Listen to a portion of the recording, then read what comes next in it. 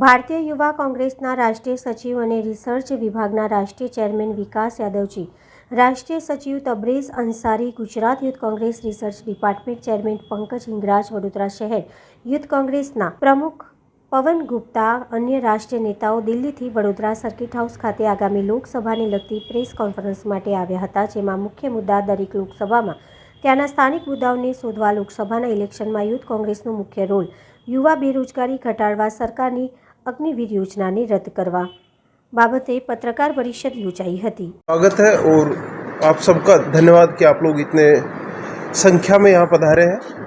उपस्थित national organisational secretary research department Tabrez ji, national state chairman Pankaj Hingraj ji, vice chairman Ashish Kotadia ji, district Youth Congress president आप पवन जी,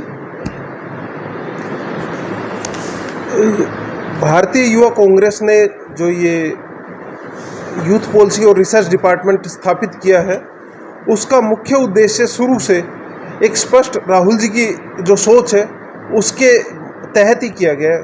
उसकी स्पष्ट सोच ये थी कि पार्टी की जो विचारधारा है, पार्टी का जो सोच है, उस सोच से पार्टी के जो कार्यकर्ता है उनको धीरे धीरे धीरे धीरे और अच्छे से ट्रेन करना और साथ के साथ में पार्टी के जो अलग अलग मुद्दे हैं उनको आइडेंटिफाई करना और उन मुद्दों को आइडेंटिफाई करने के बाद उन मुद्दों को पे काम करना।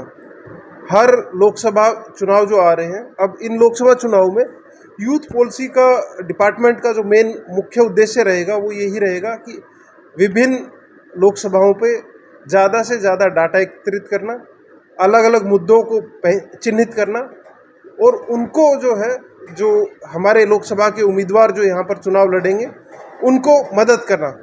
साथ के साथ में विचारधारा के तौर पर, विचारधारा जो गांधी जी की विचारधारा है, नेहरू की विचारधारा है, कांग्रेस की सर्जन हिताय सर्जन सुखाय की जो विचारधारा है, उस विचारधारा को ज़्यादा से ज़्यादा लोगों तक लेके जाना, यही रिसर्च डिपार्टमेंट का यहाँ पर मुख्य काम रहेगा। आज देश में राहुल जी भारत जोड़ो न्याय यात्रा जो है उसको लेकर चल रहे हैं। उस जो न्याय यात्रा है उसमें राहुल जी ने 5 तरह के न्याय की बात की है। वो जो न्याय है उन्हीं न्याय पे जो रिसर्च डिपार्टमेंट है उसका भी ज़्यादा करके फोकस रहेगा। उन न्याय में जो है युवाओं के लिए न्याय, किसान के लिए न्याय, नारी के लिए न्याय, श्रमिक के लिए न्याय और भागीदारी जो है उसको सुनिश्चित करना, सामाजिक न्याय की जो बात है उसको ज़्यादा से ज़्यादा लोगों तक लेके चलना।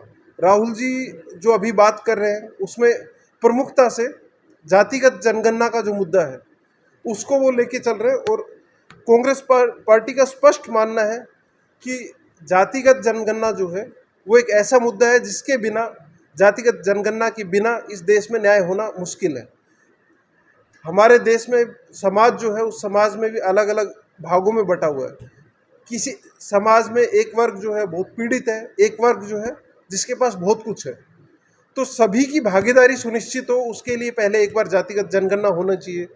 ये एक हिसाब से जैसे देश में एक्सरे होता है, बीमार शरीर है उसका एक्सरे जब किया जाता है उसी से पता चलता है कि कहाँ कमी है, किस न्यूट्रिशन की कमी है, कौन सा विटामिन देंगे तो ठीक होगा। वही जो चीज़ है वो आप समाज में जातिगत जनगणना को लेके आप एक बार सोच के देखें तो लगभग वैसा ही है। कुछ स्टेट्स में जातिगत जनगणना की अभी शुरुआत हुई भी, जैसे बिहार में जब कांग्रेस सरकार में थी तो हमने जातिगत जनगणना वहाँ करवाई भी। उससे पता भी चला कि कौन तबका है, कि किस तबके की कितनी जनसंख्या है और उस तबके की कितनी भागीदारी भी है। ये सुनिश्चित होने के बाद अब उसके लिए हम काम कर सकते हैं कि किस तबके को और ज़्यादा रिप्रेजेंट करने की ज़रूरत है, किस तबके को और मौके दिए जाने की ज़रूरत है। उसके साथ साथ जातिगत जनगणना का मुद्दा जो है गुजरात से लेके पूरे देश में हम लोग लेके जाएंगे। साथ में जो अभी ज्वलंत मुद्दे हैं उसमें एक अग्निवीर का जो मुद्दा है वो बड़ा प्रमुखता से हम लोग लेके चलेंगे। अग्निवीर का मुद्दा ये है कि हमारे जो ग्रामीण परिवेश है वहाँ से हमारे साथी फौज में जाते थे, वो देश सेवा भी करते थे और देश सेवा के साथ साथ एक मौका होता था ग्रामीण परिवेश के जो बच्चे हैं उन जिनको पूरा एजुकेशन कंप्लीट नहीं हो पाता था, हायर एजुकेशन, उसके बावजूद उनके पास एक मौका होता था कि लोअर मिडिल क्लास से मिडिल क्लास तक का सफ़र वो इस नौकरी के माध्यम से भी कर पाते थे। उनकी अगली जो पीढ़ी है वो देश में अपने बच्चों को मिडिल क्लास की तरफ लेके जा सकती थी। लेकिन मोदी सरकार ने जो ये अग्निवीर का मुद्दा लेके आई है, उससे क्या हुआ कि 4 साल सिर्फ 4 साल के लिए ये नौकरी इनने सीमित कर दी है। अब देश में यदि कॉन्ट्रैक्चुअल आर्मी भी कॉन्ट्रैक्ट बेस पे होगी तो आप समझ रहे हैं जो ये सरकार आई है राष्ट्रवाद का मुद्दा लेके चल रही है, और राष्ट्रवाद के मुद्दे के साथ जब आई है और साथ में अब वो चाह रही है कि देश में आर्मी कॉन्ट्रैक्ट पे हो। आप इसमें कॉन्ट्राडिक्शन देखने की कोशिश कीजिए कि कॉन्ट्राडिक्शन कितना बड़ा है। 4 साल में जब वो जो जवान है वो रिटायर होता है 4 साल बाद, तो उसके पास एक पूरी उम्र पड़ी है, वो ट्रेंड फौजी है, वो करेगा क्या इस देश में? वो परेशान भी होगा, उसके पास कोई आगे विकल्प नहीं मौजूद होगा। तो ऐसी स्थिति इस देश में पैदा मोदी सरकार ने कर दी है। अभी जो बड़ा मुद्दा आया इलेक्टोरल बॉन्ड का, राहुल जी ने उस दौरान सबसे पहले ट्वीट करके बहुत पहले कह दिया था, सुप्रीम कोर्ट ने आज उस चीज़ पे मोहर लगाई। राहुल जी ने बोला था उस दौरान कि आजकल रिश्वत लेना और जो दूसरे गैर कानूनी तरीके से पैसे की उगाही करने को ही इलेक्टोरल बॉन्ड बोला जा रहा है। ये राहुल जी ने बहुत पहले कह दिया था। आज बीते 2 दिन पहले सुप्रीम कोर्ट ने उस चीज़ पे मोहर भी लगा दी। अभी जब वो डाटा सामने आएगा कि किन लोगों ने कितना चंदा किसको दिया, किस इंडस्ट्रियलिस्ट ने कितना चंदा पार्टी को दिया, बीजेपी को दिया, और उस चंदे के बाद उन लोगों को, उन कॉरपोरेट घरानों को बीजेपी की तरफ से क्या रियायतें मिली, क्या बीजेपी की तरफ से उनको सुविधाएं दी गई, तो पता चलेगा कि ये देश का एक बहुत बड़ा स्कैम जिसको बोलेंगे, ये इतना बड़ा स्कैम है जिसकी अभी जब वो डाटा सामने आएगा तब वो चीज़ें निकल के आएंगी कि let me complete then you can ask the questions. तो ये जो मुद्दा है इलेक्टोरल बॉन्ड का, ये भी एक बार हम लोग इसको युवाओं को लेके जो मुद्दे हैं वो हमारा प्रमुखता से रहेंगे। युवाओं के मुद्दों में एक जो अलग अलग युवाओं की स्कॉलरशिप है वो जो बंद कर दी गई है, काफ़ी स्कॉलरशिप जो SC ST के बच्चों के लिए आ रही थी वो या तो बंद कर दी गई है या उसके प्रोसेस को धीरे कर दिया गया है। अभी स्कॉलरशिप लेने में यूनिवर्सिटी में जो बच्चे हैं उनको बड़ी तकलीफ हो रही है। तो स्कॉलरशिप का एक मुद्दा रहेगा हमारे सामने, उसको हम आगे लेके चलेंगे। स्कॉलरशिप के मुद्दे के बाद में उनके एम्प्लॉयमेंट की बात है, एम्प्लॉयमेंट पे भी हम लोग जो है वो आगे धीरे धीरे उस मुद्दे को लेके चलेंगे। जो संगठित रोजगार है उसमें अभी जो सरकार की तरफ से जो वैकेंसीज आती थी उसमें हर वैकेंसी में आप 2004 से 14 का आंकड़ा और 2004 से 14 का जो आंकड़ा है और 14 से अभी तक का जो आंकड़ा है, यदि इन 2 पीरियड्स को हम कंपेयर करेंगे तो हमको स्पष्ट समझ में आएगा कि ये जो मोदी सरकार है इसने एम्प्लॉयमेंट जो है उसको पूरी तरह से कम करने की काम किया है। तो यही सब मुद्दे हैं जिनको लेके रिसर्च डिपार्टमेंट पूरे देश में और गुजरात में काम करेगा। अभी आपके जो भी प्रश्न आप पूछ सकते हैं, या एक बार तबरेज़ जी बोलेंगे। गुजरात में हम बड़ौदा से ही शुरुआत कर रहे हैं। क्या लगता है क्या चेंजेस की ज़रूरत है गुजरात में, बड़ौदा में चेंजेस? बड़ौदा के लिए उसके लिए हम डेटा कलेक्ट करोगे, क्या क्या चेंज आप ऊपर क्या बताओगे बड़ौदा के लिए? अभी हम जस्ट आए हैं, जी। आपके साथ प्रेस कॉन्फ्रेंस की है कि ये रिसर्च डिपार्टमेंट किसके लिए है, कैसे काम कर रहा है। अभी हम हमारे रिसर्च डिपार्टमेंट के साथ मीटिंग करेंगे, मुद्दों को आइडेंटिफाई करेंगे।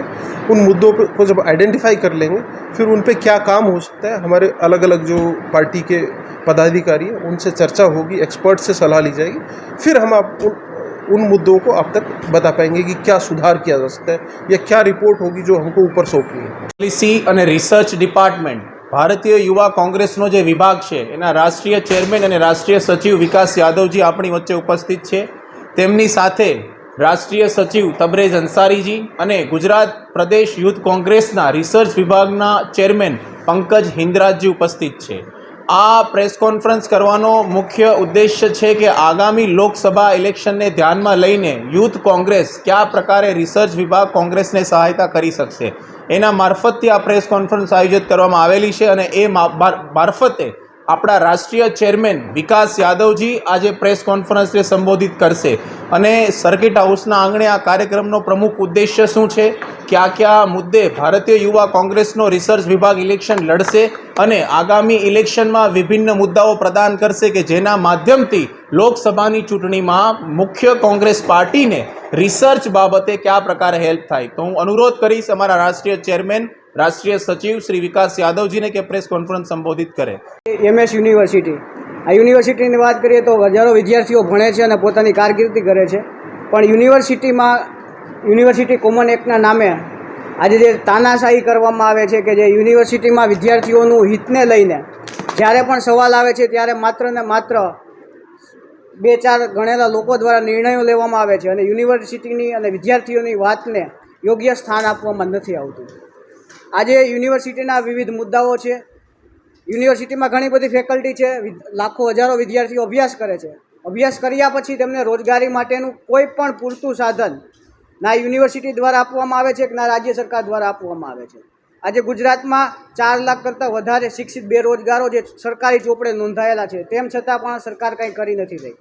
વાત કરીએ યુનિવર્સિટીની તો યુનિવર્સિટીમાં આજે કોઈ પણ ધંગ ધોળા વગરનું પ્રશાસનીય કામ ચાલે છે. યોગ્ય સમયસર પરીક્ષા નથી થતી, રિઝલ્ટ નથી આવતા અને જે નવી એજ્યુકેશન પોલિસીની વાત કરી છે તે માત્ર કાગળ ઉપર અમલીકરણ થયું તેવું લાગી રહ્યું છે. ધન્યવાદ. ના વતની છે બરાબર. એટલે આપણે ગુજરાતમાં જે તમે પ્રશ્ન કર્યો ને એમાં બરોડાથી આપણે શરૂઆત કરી છે, કેમ કે બરોડા ગુજરાતની કલ્ચરલ આઇડેન્ટિટી છે બરાબર. જ્યાં સુધી મારી જાણકારીમાં છે ત્યાંથી બરોડા એક ઔદ્યોગિક શહેર છે, તો અહીંયા કામદારને લાગતા પ્રશ્નો હોઈ શકે, એન્વાયરમેન્ટને લાગતા પ્રશ્નો હોઈ શકે બરાબર. પછી જે બીજા સેક્ટર વિકસિત છે જેમ કે લોજિસ્ટિક પાર્ક બી છે બરોડા, કેમ કે કનેક્ટિંગ હબ છે સાઉથ ને નોર્થનું બરાબર. તો એના વિશેષ એ ફિલ્ડમાં બી લાગતા ઓળખતા જે ટ્રક્સના પ્રશ્ન છે કે ટ્રાન્સપોર્ટેશન રિલેટેડના જે પ્રશ્ન છે બરાબર, એ વસ્તુને આપણે એમાં બેનિફેસ્ટોમાં લેવાનું પ્લાન છે આપણું બરાબર. અને એ રીતે આપણે તમામને ન્યાય મળે એવું આપણે ગોઠવીશું. યુથ આ જે પત્રકાર પરિષદ કરી છે અને હરણી જે બોધકાંડ થયો છે, ક્યાંક ને ક્યાંક આ મુદ્દાને લઈને કેટલા સજાગ છો આપ સૌ? હરણીકાંડ જે થયો તે આપ સૌ જાણો છો કે જે આપણે માનવી મૂલ્યોને જ્યારે એમાં લઈએ, રાજકારણ ના કરતા, તો એ સખત શબ્દોમાં વખોડી નાખીએ એવો મુદ્દો છે બરાબર. હવે એ વિષય એટલો સંગીન છે કે એમાં રાજકારણમાં ના પડતા આપણે એવું કહીએ કે આવી ઘટનાઓ ગુજરાતમાં મોરબી પુલના પછી હરણીની થઈ બરાબર. એટલે જવાબદારી સરકાર, આપ લોક પત્રકારોના માધ્યમથી હું સરકારશ્રીને વિનંતી કરીશ કે જવાબદારી જે લોકો બેજવાબદાર લોકો છે કે જેવી આવી ટુરિસ્ટ સાઇટો જ્યાં ચાલે છે આખા ગુજરાતમાં બરાબર, ત્યાં એવા એક્શનને સ્ટેપ્સ લે કે આવી ઘટનાઓનું પુનરાવર્તન ના થાય.